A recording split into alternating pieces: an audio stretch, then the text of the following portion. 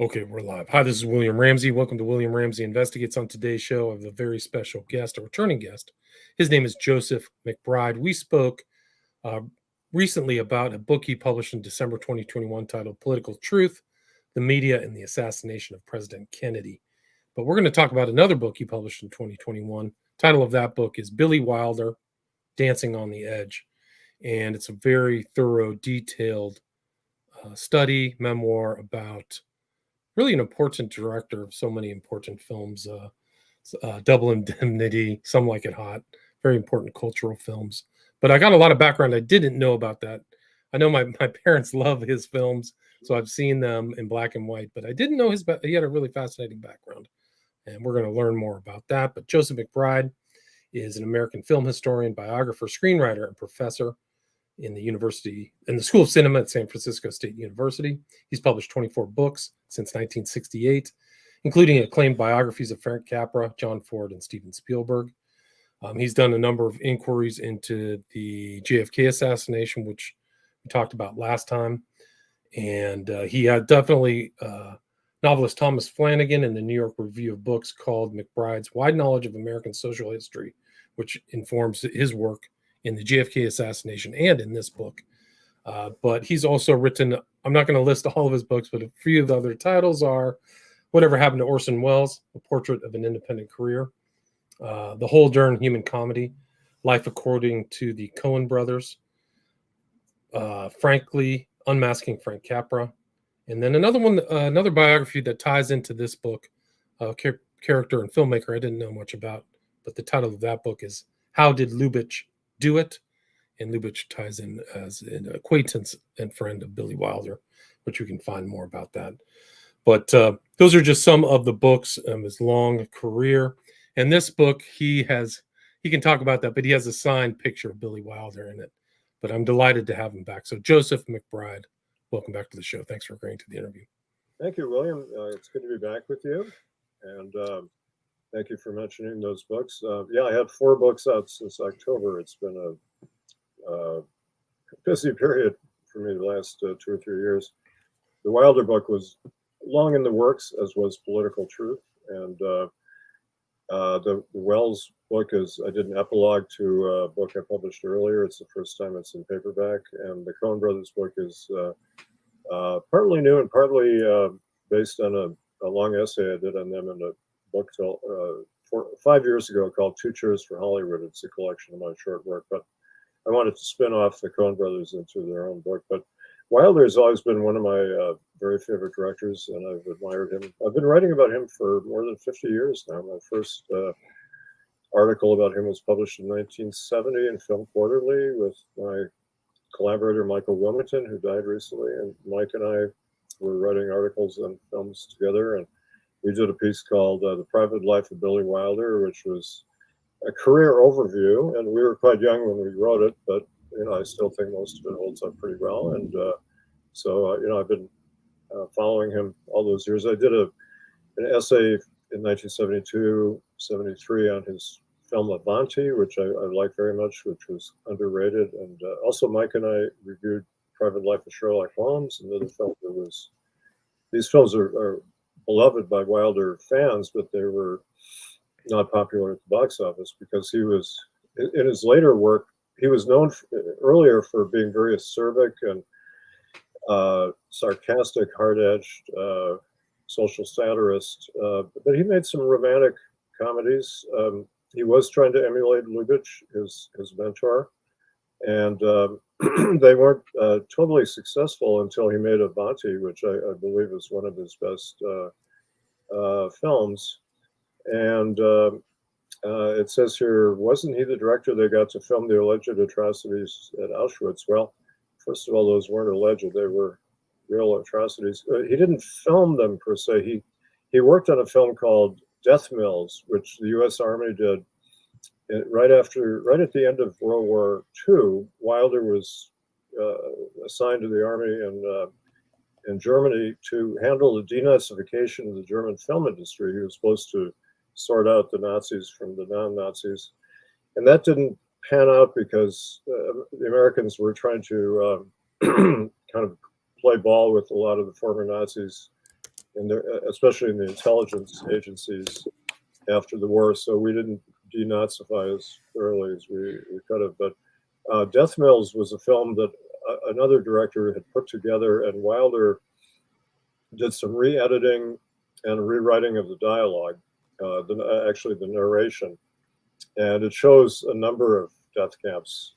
Wilder believed his mother died in Auschwitz, but two Austrian biographers found a record at Yad Vashem in Jerusalem, the Holocaust center there, from his mother's brother, testifying that she died at the Plaszow camp in Krakow, which, if you've seen Schindler's List, that's the camp that's run by the psychopathic Nazi played by Ralph Fiennes. And his stepfather died at another camp, and his grandmother died at another place. And one of the ironies was Wilder wanted to make Schindler's List as a tribute to his family who died in Auschwitz, is the way he put it. Excuse me, but he never knew that his mother actually died at the camp that's portrayed in the film. Yeah, Amon Goth was the psychopathic monster who tortured a lot and murdered a lot of people. And it was interesting. That's one thing I learned in your book about Billy Wilder is his interest, his connection to the Holocaust, but his interest in wanting to make this film with or by himself, and his communication with Steven Spielberg. I found that very interesting. Yeah, he this is really at the very end of his career. He hadn't been able to make a film since 1981, but the book by Thomas Keneally came out in 1982, and he tried to buy it, but Sid Sheinberg at Universal, the head of production there, had bought it hoping Spielberg would make it. Sheinberg was kind of Spielberg's patron, and Spielberg wasn't ready to make it. He kept hesitating for about a decade. He didn't think he was mature enough to make the film, and then he finally decided to make it. And during that time, Wilder had talked to Spielberg. Spielberg was a big admirer of Wilder and still is. And Wilder said, I could produce it, you could direct it, or vice versa, or whatever. And finally, nothing was happening for a long time. Wilder called him in the early 90s and said, how about Schindler's List? We could still do it together. And Spielberg had to tell him, we're in pre-production, we're starting in a few months, and I'm sorry, I'm making the film. And Wilder took it well, and Spielberg said it was the most difficult phone call of his life. Wilder loved the film. He said it was the best film he ever saw, and he wrote an essay on it, a review for a Bavarian newspaper or magazine. And it's interesting, he chose Bavaria because that's where the Nazis originated. And he wrote about Holocaust. Well, he said it really made him feel that he was there, which I interviewed a lot of Holocaust survivors for my book on Spielberg.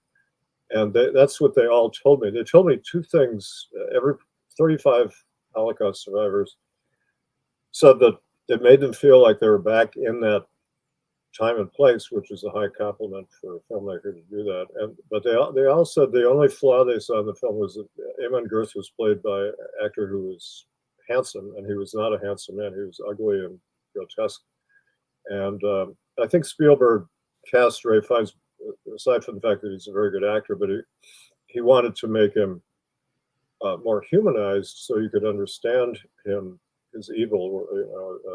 If he was a caricature or just gross-looking person, people might not have been able to kind of care about understanding him. I think it was the reason. But these Holocaust survivors, and I interviewed one man whose job was to, he was a teenager and he handled the German shepherds that Goeth used at the Plaszow camp to attack Jews. And here's this Jewish kid who's caring for these German shepherds, and they would, Goeth was torturing and killing people, and he would sick the dogs on people, and this kid had to take care of them. Anyway, but Wilder, at the end of his review, he brought up Holocaust revisionism and said that there are people who don't believe it happened. And he said, for those people, I have just one question: where is my mother? Powerful to the. And it goes back to his childhood in Mittel Europa, right? So he came from that environment. He was really an exile and a refugee. And I think that theme you point out is in his life and in the films too, right? Yeah, he was in exile 5 times over, I believe. He was born in what's now Poland. It was then part of the Austro-Hungarian Empire. Then they moved to Poland, to Krakow in Poland, and his father ran railroad cafes, and then he had a hotel in Krakow. And so Wilder lived there for a few years, and then they moved to Vienna. It turned out Wilder, it's a great city of the arts and things, but Wilder felt it was even more anti-Semitic than Berlin, ironically, where he moved after that. But he lived his formative years, or his adolescent and young adult years, in Vienna.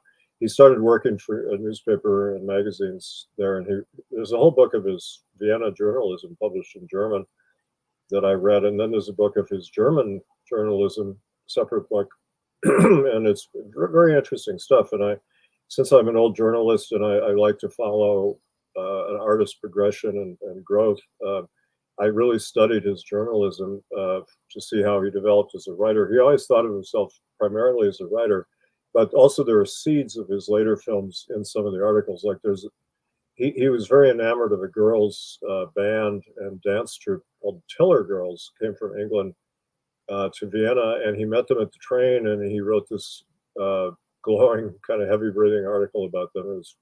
He was a very free-spirited journalist. He didn't write staid prose. He wrote kind of impressionistic essays, in effect, for these papers that allowed him to do that in the magazines. And he actually fell in love with one of the dancers. His name was Olive.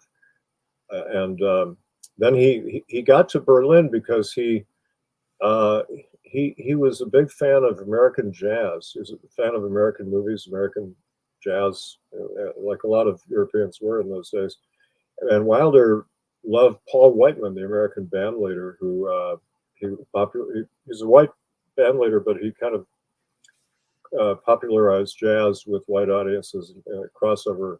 The former Duke Ellington was very high on Whiteman, and he was a very popular man. And Wilder just idolized him, and he talked himself into a job with Whiteman to go to Berlin with him and his band to be a publicist. And he wrote another glowing review of Whiteman in Berlin. That may have been kind of a quid pro quo, but he got out of Vienna, got to Berlin, which was probably the most exciting city in Europe at that time, full of cultural ferment and political unrest, and they had a lot of magazines and newspapers. So he was one of many journalists, and he struggled, to make a living because there's a lot of competition. But he kind of made a name for himself. He wrote a famous 4-part series called "Waiter, Bring Me a Dancer," which was about his time as a tea dancer. It's called an Eintanzer, dancing for tips with older ladies or even younger ladies at a couple of hotels in Berlin. It's really wonderful writing. It reads like a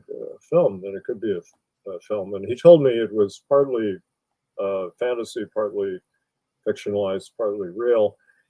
And for a long time, there was a debate whether was he really a tea dancer and then decided to write about it, or did he take the job so he could write about it? And he admitted to me he really was a tea dancer in between newspaper gigs, and then he thought I could write this as well, and that helped make a name for him. And then he became a screenwriter in Berlin, and I studied his German screenwriting, which was very interesting, and a mixed bag, but some good films and some not so good films.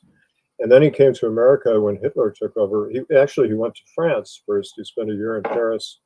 He directed his first film there called Mauvaise Graine, which means bad seed. It's kind of a proto new wave film about car thieves, young car thieves. A fun movie. And then he came to America in '34, and he struggled again in Hollywood to reestablish himself. Writing in a new language is difficult for anybody. And he was just another writer in Hollywood, but he started getting some credits, but most of the films weren't very good. He was kind of typecast as a writer of operettas, kind of schmaltzy Viennese type operettas, which he had written some in Berlin as well. And we don't think of Wilder as a musical director. He only directed one full-fledged musical in Hollywood. It was called The Emperor Waltz, which came out recently on Blu-ray, and I did the commentary for it, which is actually kind of a disguised metaphor for the Holocaust. It gets very grim at times underneath the surface of beautiful but color. it also kind of shows his European heritage, right? So he brought that sensibility from growing up in all these hotels, dancing in hotels at the kind of center of Berlin, brought some of those ideas to the States, right? Yeah, he and Lubitsch both did that. Lubitsch came in 2022, and Wilder, with his dark humor, said that Lubitsch was one of the talented ones who was brought to Hollywood and didn't have to flee like I and other people did. But Lubitsch was brought over because he was the most important director in Germany at the time, and he revolutionized American films. He invented the musical and invented the romantic comedy, basically, and set the pattern for everybody. Tremendously influential, and but he also brought a new European sophistication, as you're suggesting, to American films, which were still in the throes of Puritanism and Victorianism at the time, D.W. Griffith films, etc. And Lubitsch brought this racier sensibility, very sophisticated romantic comedies and approach to sex, and the American audience really loved that, and other people began imitating him. And Wilder was doing the same kind of films to some extent in Berlin. And then when he came to America, the thing was he was typecast as doing schmaltz, and his natural tendency was more acerbic social satirist in those days, and he didn't get much of a chance to exercise that until he worked for Lubitsch on Bluebeard's Eighth Wife and Ninotchka, which was Wilder's really big breakthrough in America. It's a great film with Greta Garbo in 1939, and it established him as a top screenwriter with his partner Charles Brackett, and then they went on from there to do more films. And then Wilder began directing again in Hollywood in 1942, and then but his ascent wasn't assured. Like he said, he was sleeping in a closet at the Chateau Marmont, struggling to find food when he was here. So he may not have been like Lubitsch, who was kind of established and moved over. No, very, very different circumstances. Yeah. He was actually he claimed he was sleeping in the ladies' room at the Chateau Marmont. There was kind of like a parlor before the bathroom part, and the parlor or whatever you call it had a cot in there for women to lie down in, and he commandeered that cot, he said, and women would come in and go, peeing in the background and kind of give him a funny look. And he may have exaggerated that a little bit. It may have been a room like right off the bathroom, but anyway, that was kind of his low point in America. But he only was there for a brief time, but he spent some time at the Chateau Marmont. He had his own little room after a while, and that's still a famous Hollywood hotel. A lot of European people stay there, and it's books have been written about it. And I've actually interviewed an author who Levy who did a thing on Chateau Marmont. So if people want to learn more about that, they can listen to that. Yeah, just look in Chateau Marmont on my show. So one of my past shows. Yeah, Sean Levy. Yeah, I'm glad you interviewed him. He's a very good writer, and that's an excellent book and full of good stories. That's the hotel where John Belushi died, among other things, and all kinds of stories happen there. But Wilder, Sunset Boulevard, which Wilder later claimed as his own cinematic territory with his great 1950 film Sunset Boulevard. But so Wilder was marked by the Holocaust and anti-Semitism. He had suffered through some of that, and then he was very traumatized.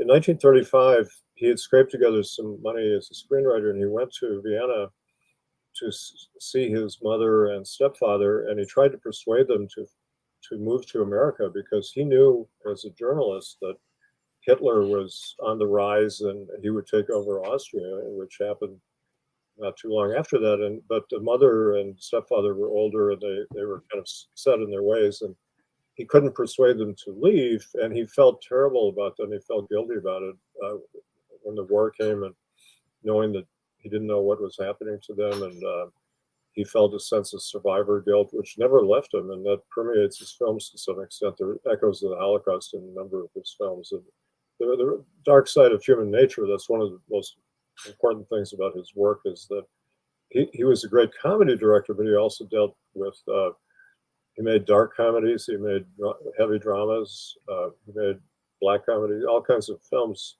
He mixed comedy and drama very well. And I asked him in 1995, I interviewed him a lot, and I gave him the LA Critics Career Achievement Award. And at the luncheon, I said, what do you think is your best film? And he said, The Apartment. And I said, why? And he said, because it's my best mixture of comedy and drama, which is what I was trying to blend all my life. And he got the Academy Award for screenwriting with Diamond on that film, right? Was it 1961?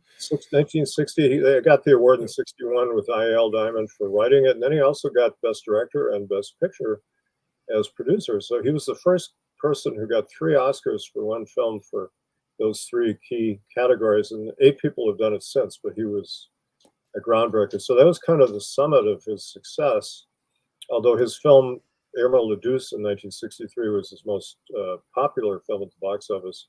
But after that, he kind of lost his connection with the audience. He was out of sync with them. We can talk about why, but I like his later films. But that is a kind of an argument I'm making in the book. His later films are it's one of his most fertile periods, unlike what a lot of people think.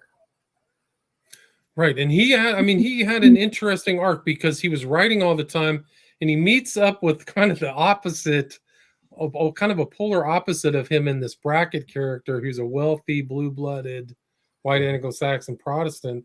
But they had a productive 12-year writing career together, right? Yeah, they were a great team. As you say, for those reasons, he and Wilder were very different.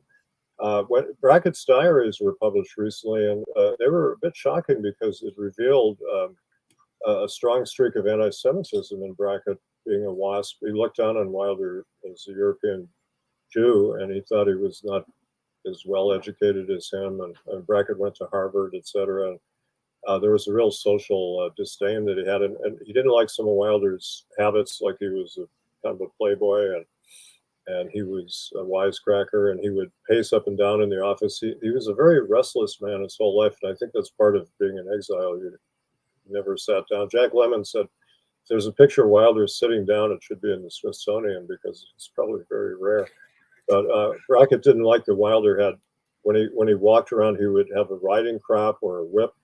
He would crack it, and it drove Brackett crazy. And so he makes all these comments from almost the beginning of their partnership in 1936. He's saying, how can I get away from this guy? And then he never does. It's sort of like a bad marriage in a sense, where you keep saying, I want to divorce my wife, but the next day, oh, okay, back to work, But it's kind of like a yin and yang, because he was more reserved, intellectual. Wilder's more frenetic, better kind of sense of wit. So it seems like they needed each other, because his language skills were never perfect, right? Wilder's. Yeah, I interviewed Paul Diamond, who was I.L. Diamond's son. Paul's a screenwriter too, and he said there was nobody more witty than Wilder, but Wilder always felt a little insecure about his English because, as Paul pointed out, his father, I.L. Diamond, who they called Is, came over as a boy. I think he was 9 from Romania, and he didn't know any English, but he learned quickly. And kids who come over often pick up English very well, so he didn't have an accent. But Wilder came over at a more advanced age, and so he always had that accent, which was a delightful accent, but some people would make fun of him for it, and he was a little self-conscious about it. And but it made him a, quote, character. And Salka Vertel, who was an important exile maven, and she had a salon in Hollywood that Wilder and many other important people were part of it. She said that when you're a foreigner, people say, oh, you have such a cute accent, it's so funny, and it's a form of patronizing people. And but so Wilder stood out as a foreigner, and he needed a writing partner. And also he was that kind of guy who didn't like to write alone, because he always wanted to collaborate. He wanted somebody in the room to talk to, and he was very sociable. When he made films on the set, he would always welcome visitors, whether they were members of the press or just friends or kibitzers. And that bothered some actors who don't like strangers on the set, but Wilder reveled in the kind of party atmosphere. But Brackett was a novelist. He wasn't a great novelist. He was okay, but not first rate. And that's why one reason he came to Hollywood. But he had been the drama critic of the New Yorker, so he had that literary pedigree, and he was part of the Algonquin Roundtable. And so he's a sophisticated literary man, well-read, and Wilder was well-read, but didn't have that verbal dexterity. And when Wilder got the Thalberg Award from the Academy, he thanked Brackett And he said he thanked him for his patience with my English. He really helped me learn English better. And after, I think Wilder said 3 years in Hollywood, he could start thinking in English. But when he came over, he listened to the radio a lot. That's where he got a lot of his English. He would play soap operas and sports programs and music shows and things, and pick up the argot. And then he would date a lot of young women, American women, partly because he was a ladies' man, but partly to listen to them talk. And so he learned, but for a while he had to write in German and have somebody surreptitiously translate his work into English to give the studios. He had to kind of hide it from the studios that he couldn't speak English very well. Right, and that was kind of like one of his things, is that he was on exile. You call it, and I think the first chapter was outlandish, right? So he's kind of having to adapt, but I mean, it's incredible because his early output, those movies are classics. Double Indemnity.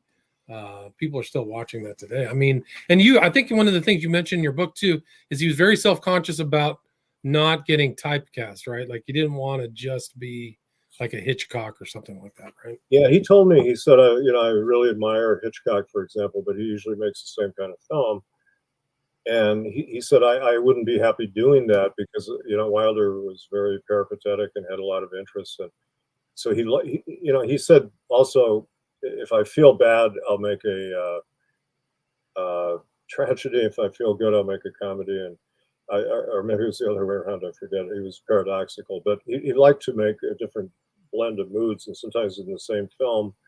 But Double Indemnity, I mean, has a lot of humor, but it's a very dark film, film noir classic. Helps set the mold for film noir.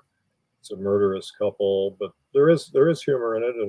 And Lost Weekend is a very dark drama about an alcoholic. It's a very strong film, kind of hard to watch. Good film, but he won an Academy Award for directing that as well. And Ray Milland won the Oscar for playing the part. But Wilder would tend to follow dramas with the comedy, change the pace.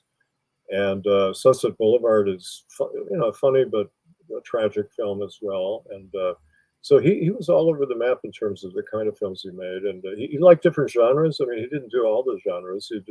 He directed 25 films in Hollywood, and he didn't do every genre, but he tried a number of them and did well in several genres. That was part of his personality. And you get that partly, I think, from being a newspaper person. When I was a reporter, I'm still a journalist. One of the fun things about the job is you go to work every day. You really don't know what's going to happen. You're at the mercy, or it's the fun part is the news happens and you're sent out to cover some breaking news, or you're told to interview somebody. And Wilder liked that excitement as well, and I think he liked that in his films. He was a very, as I say, restless person.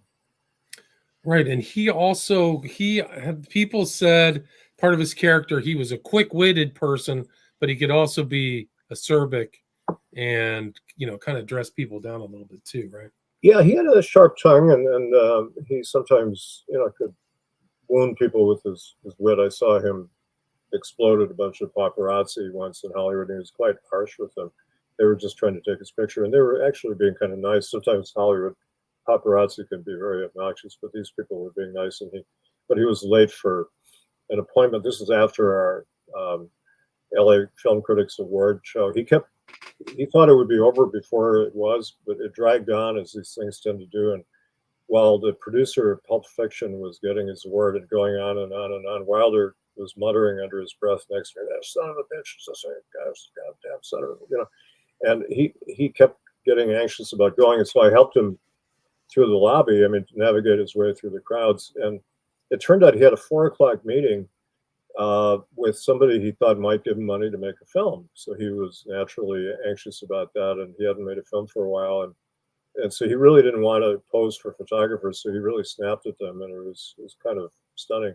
But a lot of times he would make funny jokes. But one time, for example, in Playboy, he referred to the producer, Hal Wallace, as the prisoner Fazenda, because he was married to Louise Fazenda, who was a comedy actress from the silent period, the prisoner Fazenda, which is pretty funny. But he said he told me he called Hal Wallace after that and said, "I never said that." And I apologize. I didn't want to hurt your wife's feelings or your feelings. So he would sometimes have, double thought about what he said. But he made many, many great quips, and he was a great person to interview. He would have loved to have interviewed him because he just was like a Roman candle full of wonderful. Just constantly talking. Yeah, he insulted Zanuck. I was surprised. Like, he was pretty bold because at that time he was like one of the most powerful, if not the most powerful person in Hollywood. Well, I think of the incident with Louis B. Mayer. Oh, was it Mayer? Oh, sorry, it was Mayer. Sorry, head of MGM for a long time, and he was in his waning period, but he was still very powerful, kind of, most powerful man in Hollywood for a long time.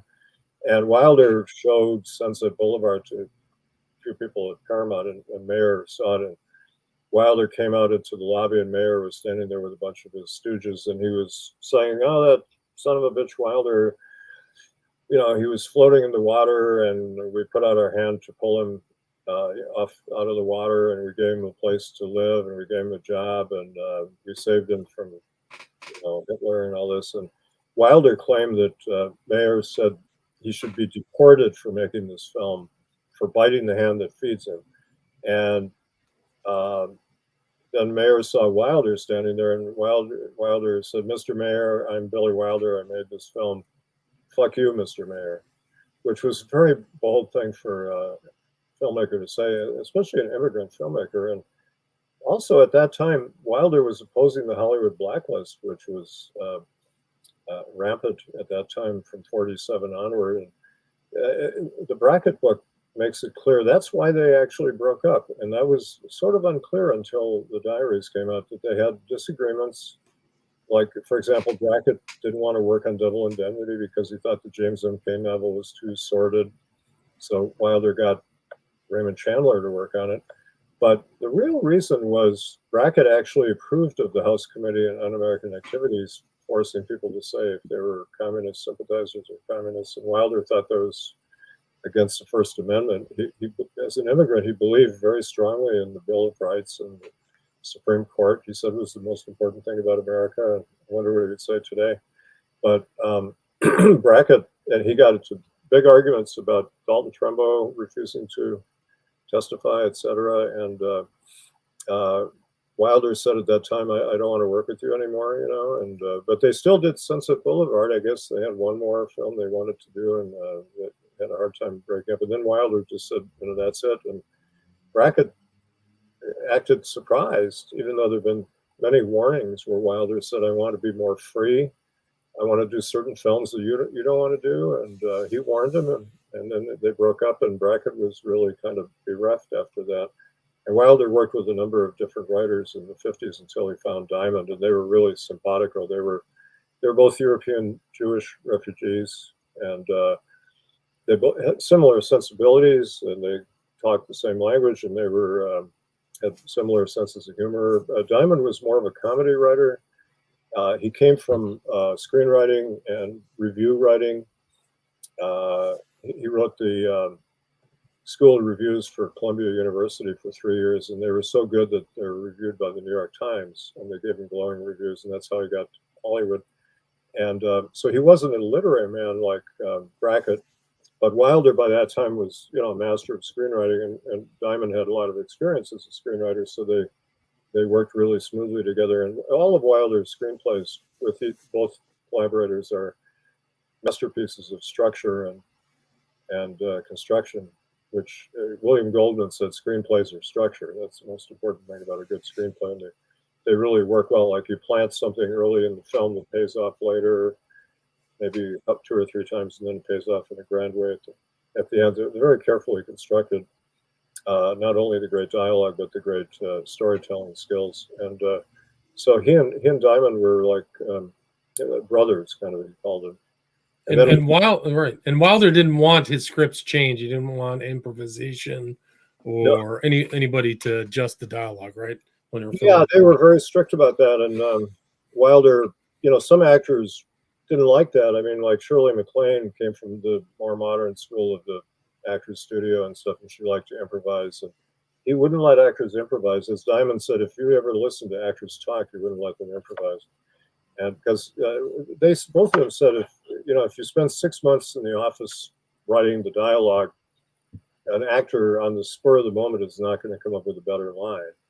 I mean, I've worked in films. I worked with Orson Welles, and he let me write my dialogue with him before every scene. That was unusual, but once in a while, an actor does have a good idea, and they put in some lines. Shirley MacLaine in the apartment, for example, when they had lunch, she said she was having an affair with a married man, and she said when you're having an affair with a married man, you shouldn't wear mascara. And Wilder thought that was a great line. He put that in the film. And then she also said something like, "Why do people have to love people anyway? Why can't we love zebras or giraffes or something?" And he said, "Great, okay." And he rebuilt the set and had her say, "Why do people have to love people anyway?" You know, so he would listen to the actors, and they often rewrote the last part of a script to incorporate some thoughts. And also they were writing for specific people, and they know who, you know, Jack Lemmon and McLean were, or Fred McMurray, and how they would talk. But I was on the set of the Front Page for a day and watched Wilder shooting, which was really a great experience for me as a critic and future author of a book on him. And I noticed that Diamond would sit on the side of the set on a little stool or apple box, and his job was to police the dialogue, he told me. And he actually had to write. Normally, the writer is not even on the set, and then when they are on the set, they're not supposed to interrupt the action, but Diamond had the license to interrupt the actors, and I saw him do that sometimes. With Walter Matthau would say a line. Actually, Vincent Gardenia, as the police chief, threw in some "goddammits" or something, and Wilder said, "Do we have too many goddammits?" And Diamond looked at the script and he ran his finger down and he said, "Yes, we have 3 dams and 2 goddammits" or something. And so he told him not to say "goddammit" too often. Another time, Walter Matthau was supposed to tell the sheriff, "We're going to throw you out in your fat can," and he kept saying "big fat can." And then he turned to Diamond, and he knew the drill, and he said, "I've been throwing in a big before, fat can. Is that okay?" And Diamond sort of sniffed. He said, "Yes, I didn't say anything about that." You know, in other words, they would allow little changes that would seem more natural. And sometimes, you know, if they felt the need for adding something, as Diamond said, there was a poker game, a running poker game in that film with the reporters. He said, "That's the kind of thing where you need to write some dialogue on the set to cover the action in the poker game." But Wilder and Diamond would go off and spend half an hour, you know, writing the dialogue on the set, you know, which is unusual. But they did not wing it like some directors like to do. And some people, I think you mentioned in your book, people perceived his films as cynical, like he had a dark kind of view based upon the films.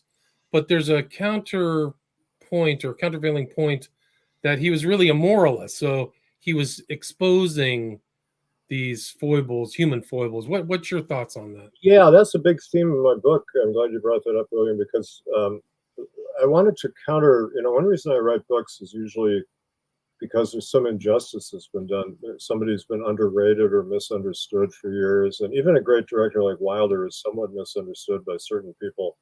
He has a lot of fans, he had a lot of awards, but he has just detractors as well. And they usually say the same thing. They say he's too cynical, he hates his characters, et cetera, et cetera. And I really don't believe that. Diamond said Wilder was a disappointed romantic, which I think is a good phrase.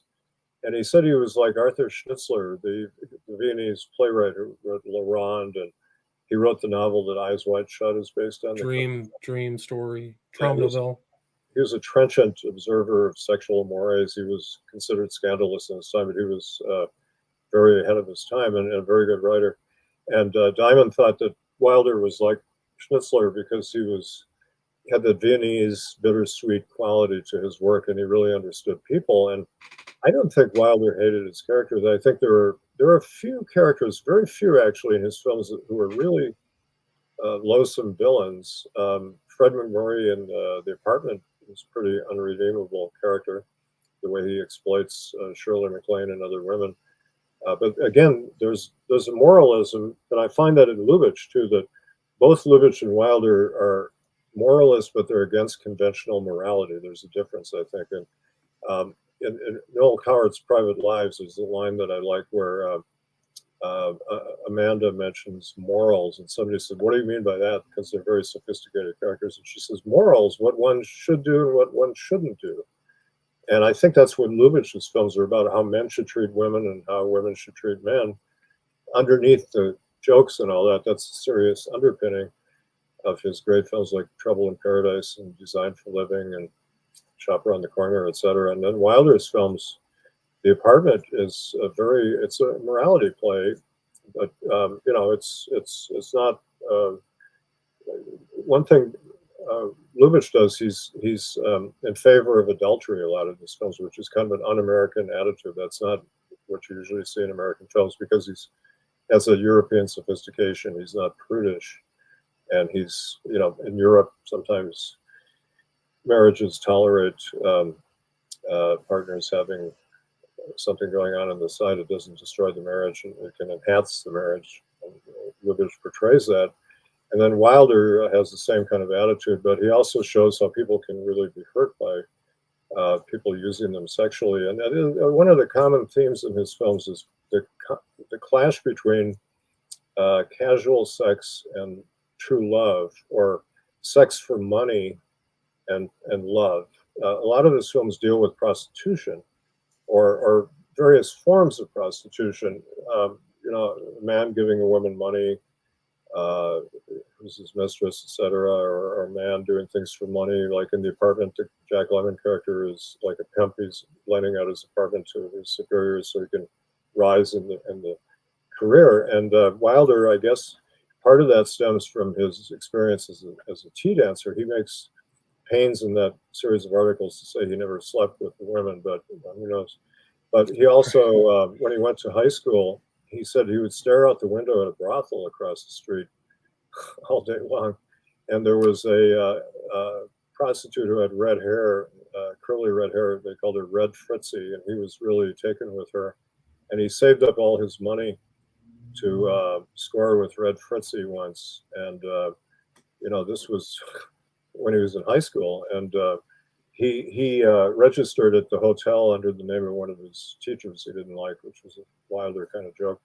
But so Wilder was very, advanced in terms of his sexual understanding of what people do, and he was not condemning sex workers, for example, like in Kiss Me Stupid, which I think is a great film. It's very underrated. It scandalized people in America. Kim Novak plays a prostitute, and she's really the most admirable character in the film. The men in the film are awfully sleazy, and the wife, it's about a man hiring a prostitute to masquerade as his wife so he can sell a song to Dean Martin. And what happens is the wife winds up sleeping with Dean Martin for a night, and the prostitute winds up sleeping with the songwriter for one night. And she says, for one night it was good being a housewife or a wife. And then the wife says, for one night it was good being Polly the Pistol. And that outraged audiences in 1964. It's ironic today, things have changed so much. When I show that film to my class, what scandalizes them is not the wife being a prostitute for a night, but the prostitute saying she wants to be a wife for one night, because she said she never had anybody treat her with respect, or she hasn't had a home, and but today's audience, oh my God, that's shocking. Right. So, he kind of pushed the boundaries with kind of the sex, but it comes from his background too, right? So Some Like It Hot comes from the Weimar Republic, the kind of seedy sexual ambiguity of where he was, right? Yeah, that was a time when they had a lot of sexual gender bending and gay and lesbian clubs, and Christopher Isherwood was writing his Berlin stories about that. Cabaret is one of that period was like, look at Cabaret. So Wilder was influenced by all that, and Some Like It Hot is also influenced by that girls band I told you about, the Tiller Girls. They came by train. They had a very stern woman as their kind of chaperone, just like in Some Like It Hot. And it's filled with music from the 1920s. It's set in the 20s and transplanted to America, but it's a lot of it is taken from his memories of that. And Marilyn Monroe's character is, I talked to Howard Hawks. I did a book on him called Hawks on Hawks. And he and Wilder are the only two people who ever directed Monroe twice. in complete films. And Hawks said that Monroe, there was nothing realistic about her. She was a creature of fantasy all the time in films. And that's how he used her in films, and she's very good in that. But Diamond and Wilder, first Wilder put her in some 7-Year Itch, where she is literally a creature of fantasy. She's basically Marilyn Monroe living upstairs from this horny married man, and it's all they have fantasy. He has fantasies of having a fling with her, and the censors wouldn't allow him to do that. But when they come to Some Like It Hot, she plays a very realistic, very poignant character who's bittersweet. She's looking to marry a rich man, which is kind of her flaw in a way, but she wants to be treated better. And the whole film is about Tony Curtis, who's a cad, learning to treat her with respect and affection. And that's what the morality of the film is. But it's very unusual situation for American films. I remember when I first saw that film, I was 12, I guess, and I was really amazed by that film. It opened my mind. Billy Wilder is kind of my sex education teacher. I think I was a repressed Catholic kid, and I thought, wow, that film is really, really sexy and wild. And then I went to see Irma la Douce, and I had a funny experience. First time I saw it, I walked out in the middle. I was kind of scandalized by it, and then the second time, then I went back to it, and I kept being drawn to it, and I made it all the way toward the end when Shirley MacLaine has her baby in church while she's getting married, and I was scandalized by that, and I walked out again. The third time I went to it, I made it all the way through, and so I kind of matured thanks to Wilder. And soon after that, they had the Legion of Decency pledge, which they had every year. You had to stand up in church and pledge you wouldn't go to movies that were condemned by the Legion, and I refused to stand for that. My father was upset. But I had been changed by Billy Wilder and a few other things, and I was starting to become a film person instead of religious, and I broke away from the church. But so yeah, Wilder was pushing the envelope, and I'm personally here to tell you how it worked in those days for people. Right, and it wasn't until '68 that I forgot what the name of it was. Like the Decency Act, yeah. Yeah, the production code was different. Yeah, Legion was a Catholic group, but they had a lot of clout. And they intimidated Hollywood, and Hollywood had to kind of kowtow to them because if they told Catholics not to go to a film, they would cut into the box office a lot. So the code was written by a priest originally, and so they had a lot of influence on that. But the production code was imposed by the studios from '34 onward, and it changed Lubitsch's films because he was very risque before that, and then he had to be more oblique and more subtle, and that actually was good for him in a sense. But Wilder kept pushing that envelope. And Wilder and other directors in that period told me that even though they chafed about the code and the restrictions, which were kind of ludicrous, like you couldn't have a married couple in bed together, even a married couple, they had to be in separate beds, things like that. But it made them think of more ingenious solutions to be suggestive rather than blatant. Showing people bouncing around in bed is not particularly sophisticated form of storytelling. And so Wilder kind of thrived by pushing the envelope. I see him as the bull in the china shop of American Puritanism. But when the code was abolished in '68 and the rating system was imposed, which has its own problems, the china shop, all the crockery was broken, and anything went for a while. You know, they made Midnight Cowboy and Easy Rider and all kinds of racy films and films with profane language, you know, like in Who's Afraid of Virginia Woolf, etc. And Wilder didn't want to do that explicit kind of stuff. He didn't think it was witty or funny, so he became more openly romantic. He was like a closet romantic, and his romanticism came out of the closet. And he made, he was kind of also traumatized by the reaction to Kiss Me Stupid, which was pretty, you know, raunchy film. But it was a restoration comedy, as Diamond said, and the audience didn't get it. But then they made The Private Life of Sherlock Holmes, which is a beautiful film, and they spent 10 years writing that, and it was a lovely, bittersweet, romantic film. And unfortunately, the Marish Company cut a lot out of it after some bad previews, and Wilder was kind of forced to acquiesce. And they cut out a couple of humorous episodes at the beginning that are a loss. But the biggest loss they cut out a flashback in which the whole film is about what is Sherlock Holmes's attitude toward women. You know, some people also say that Wilder is a misogynist. I don't think he is. I think he criticizes both men and women equally, and he doesn't sentimentalize women. And Molly Haskell, who's a great writer about women in film, said in my book that one reason Wilder is so modern today is that he doesn't sentimentalize women like a lot of the films did in the old days, and we look back at them and we think they're kind of phony or limited. But Wilder didn't hesitate to criticize women, but there are only about 3 women in his films who were just out and out nasty people. Barbara Stanwyck in Double Indemnity, Jan Sterling in Ace in the Hole, and Judy West in Fortune Cookie. The rest are a mixed group of real people, and some of them are very good people, like Betty Schaefer, the story editor in Sunset Boulevard, is my favorite example. And Shirley MacLaine and Nancy Olson plays that character. Shirley MacLaine is a wonderful character in The Apartment. She's flawed, but you love her. You understand why she's falling for the wiles of this married man, and doesn't understand that the guy who really loves her is the one she should be with until toward the end of the film.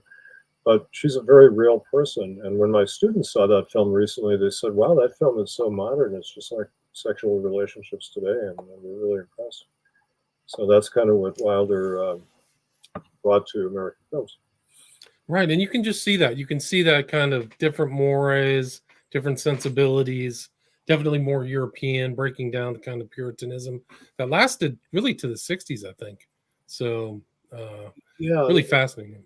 After the code broke up, he had to kind of, as I say, he went very romantic. But in Sherlock Holmes, I was going to mention, there's a scene in there where he falls in love with a spy who's in effect a prostitute for Germany, who's seducing him as a spy, and he's tricked by her. And he explains why he has a negative view of women, that when he was at Oxford, he won a crew race. He was the captain of the crew. And as a reward, his team bought a prostitute's services for him.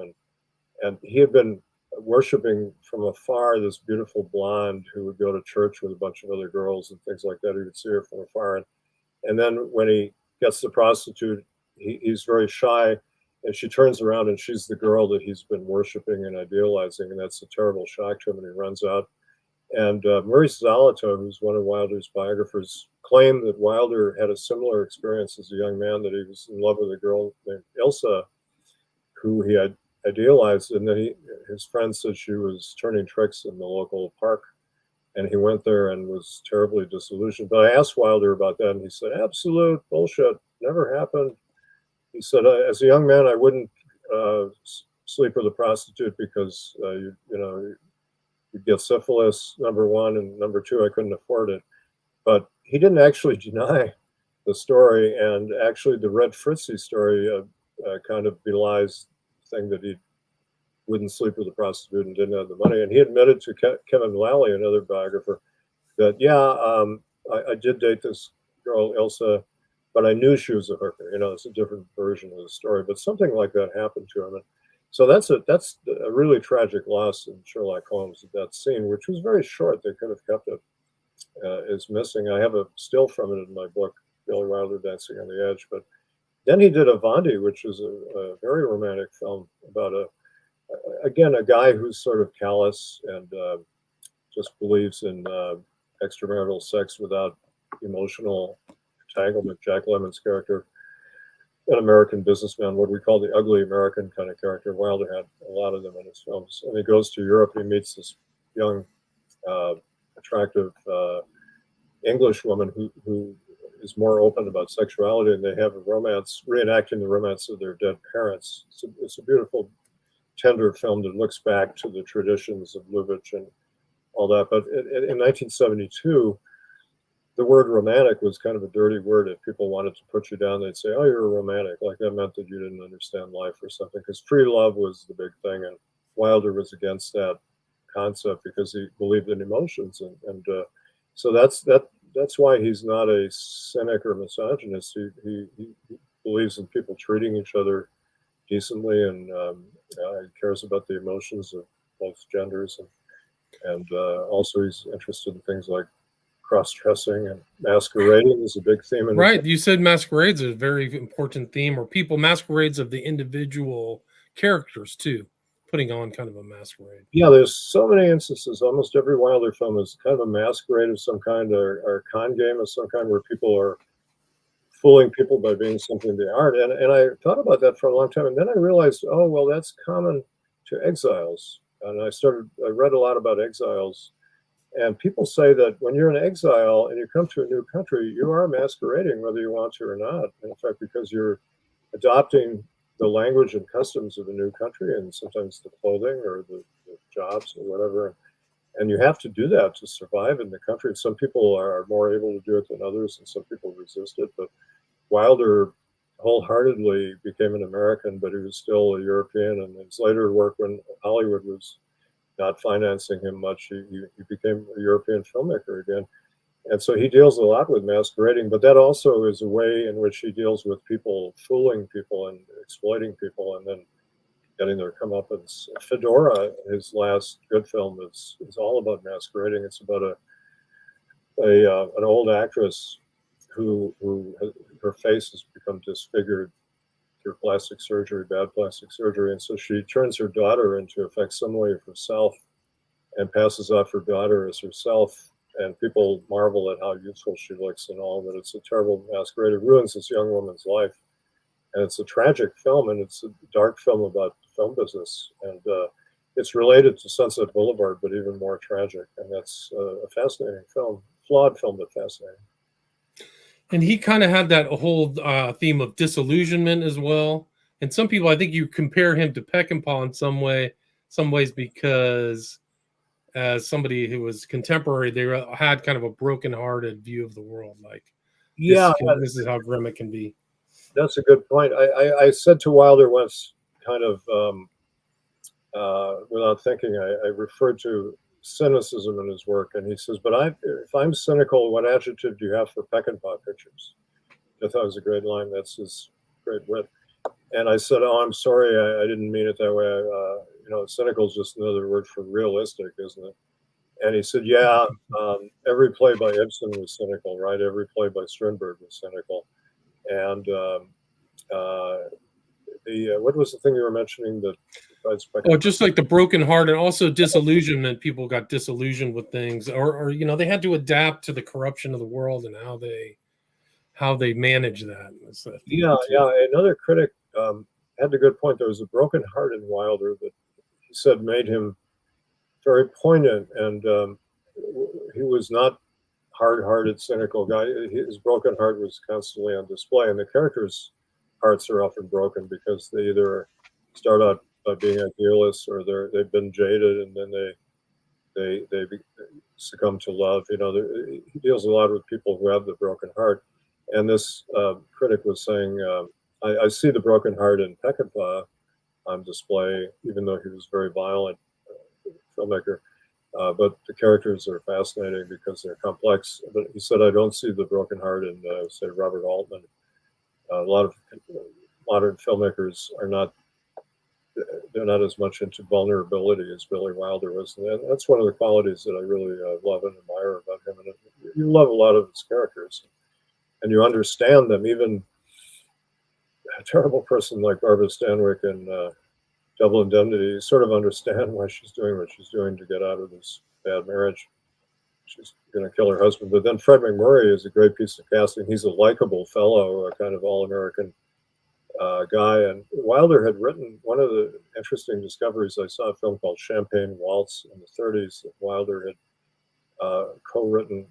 It was rewritten after he left, but it's the first Wilder character in an American film. Buzzy Ballou is a character played by McMurray, who's kind of a wisecracking, gum-chewing jazz man who goes to Vienna, and he puts a Viennese waltz palace out of business, and he feels guilty about it because of the young woman he's getting interested in, and he's ruining her business. So then she goes to America with him, and they kind of combine jazz and Viennese waltzes in a kind of unlikely combination. But it's a very Wilder character in his love of music, which is one of the great things about his films. He always picked the right songs for his films with a lot of resonance, a lot of symbolism, and his use of background scores. He picked great composers to work with.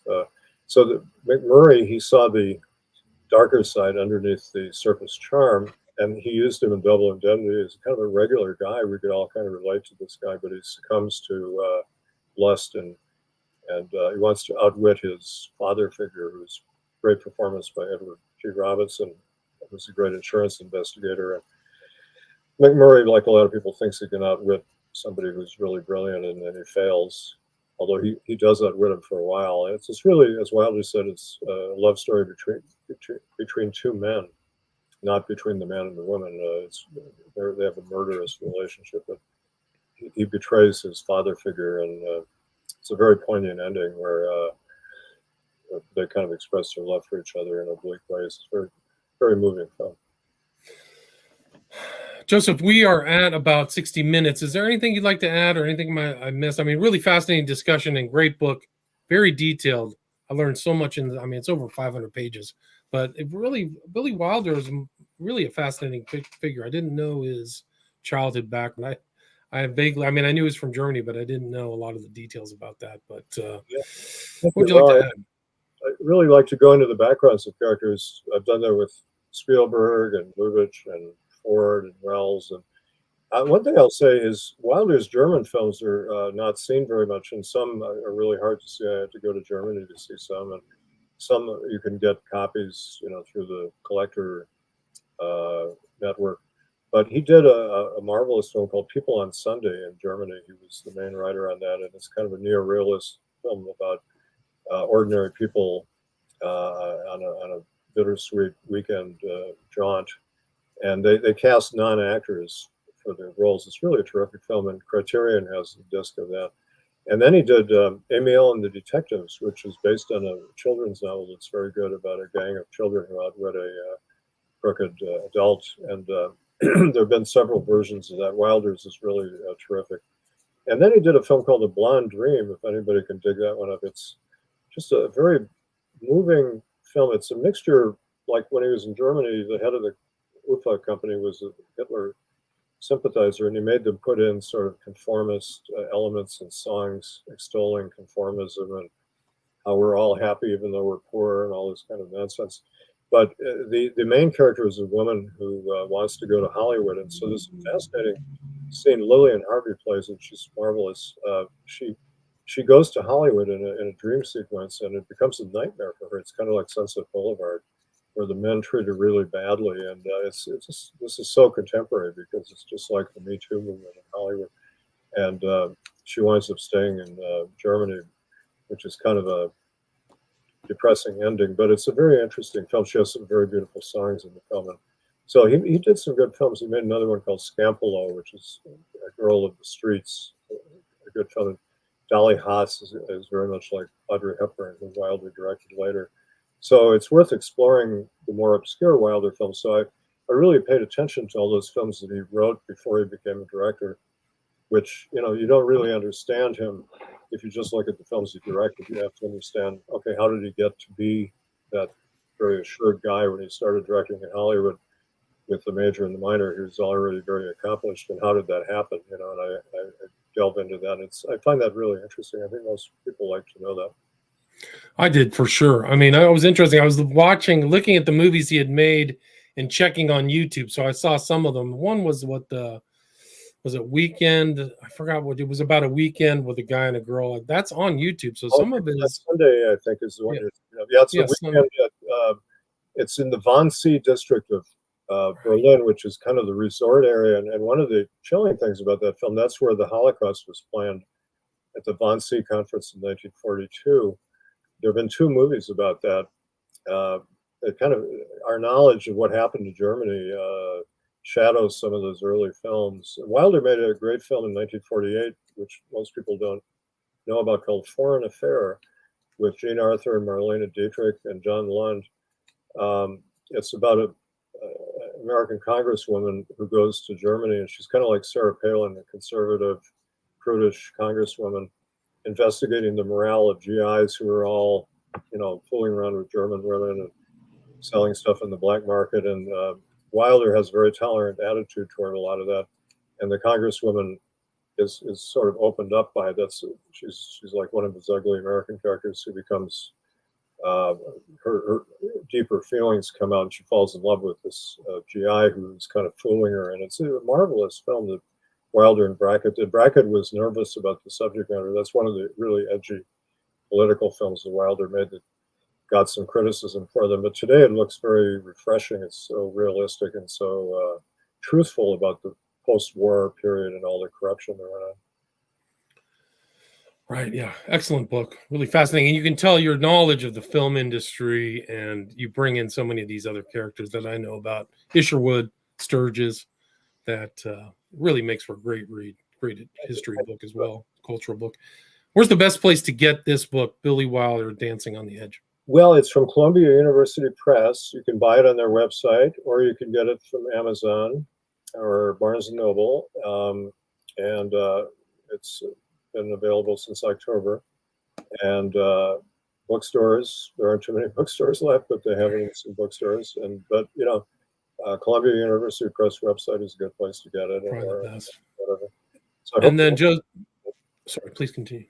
No, I hope people read it because it's. I hope so too. Yeah. It's really fascinating. And where's the best place for people to reach out to you if they want to contact you? Do you have a website or social media? Well, I had a website, and then I got so busy the last 3 years or so. I was doing 4 books. I neglected to renew the website, josephmcbridefilm.com. So it disappeared, unfortunately, and I've got to get a new one put up. I've been so busy, I haven't had a new one put up. I have websites for some of my other books, like Into the Nightmare and How Did Lubitsch Do It and The Broken Places. But in Political Truth, The Media and the Assassination of President Kennedy, which I think is a book that I care deeply about. I put many years of research into that book and the whole subject of the assassination. I've been studying for decades. In the acknowledgments, or in the front of the book, I have my address because it's self-published through a fulfillment house, and you can only get it through Amazon. But on the copyright page, it has my address and my email. I'm at joemac809 at gmail.com. joemac 809 at gmail.com. I like hearing from readers. It's one of the pleasures for an author is getting feedback from readers. I really appreciate it when somebody writes me. I think that's very nice. I'm not doing in-person events right now because of the pandemic, but one of the pleasures for a writer is when you write a book, they let you out of your cage for a while and you get to go and meet your readers at signings and things, and I'm not doing that right now. But you write for the unknown reader, the ideal reader, and then it's very nice when you meet the actual people and get their reactions to the books. Good point. And I actually came across your name in my GFK researches because you were trying to ask former President George H.W. Bush where he was. I think you had some kind of interaction. I saw that on a different documentary. So yeah, I was the guy who exposed Poppy Bush's early CIA connections, which he still denies. In The Nation, I did some research on him back in the 80s, and I have 35 pages Into the Nightmare on Bush's CIA background and his involvement with the Kennedy assassination. This has sort of changed Bush research. And so those 2 books on the assassination are very, very important to me. And I really appreciate your broad range of interests, that you're interested in that and the film books too. And I film is my kind of official job, but the Kennedy assassination is sort of my real avocation in life. But I do both. I'm fascinated by both areas. So I like to go back and forth. And I write other kinds of books too, but those are the 2 areas that I focus on. Keeps you nimble, right? Yeah. So people can go back and listen to the earlier discussion you and I had: Political Truth, The Media and the Assassination of President Kennedy. Another very superbly detailed book about all of your research. So both these books either have their commonalities. Great writer too. You're a superb prose writer too. So thank you so much. Kudos to you. So again, people go get this book. Title is Billy Wilder, Dancing on the Edge by Joseph McBride. Thanks so much for your time. Thank you so much for having me back. I appreciate it. All right, take care. See you later. All right, see you.